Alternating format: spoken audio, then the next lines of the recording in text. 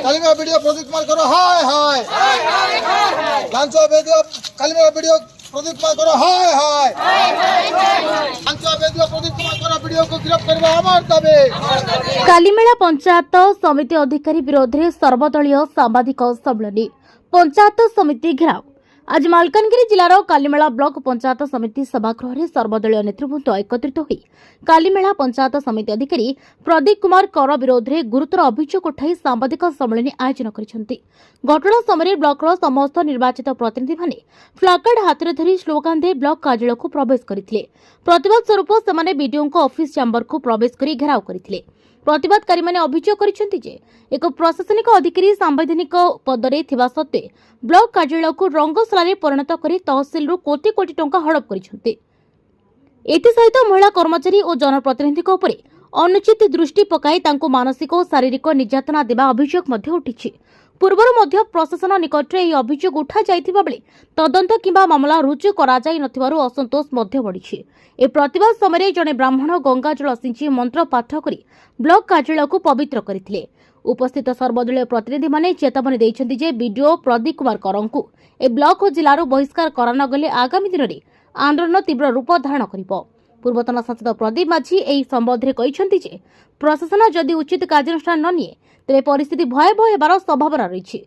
घेराव प्रोग्राम रे बीजेडी जिला प्रेसिडेंट मानस माडकामी कांग्रेस नेता मल्ला माड़ी परशुराम भक्त सह बहु संख्यक जनप्रतिनिधि उपस्थित थे। पंचायत राज त्रिस्तरीय पंचायत राज व्यवस्थार जनप्रतिनिधि मानकर दाबी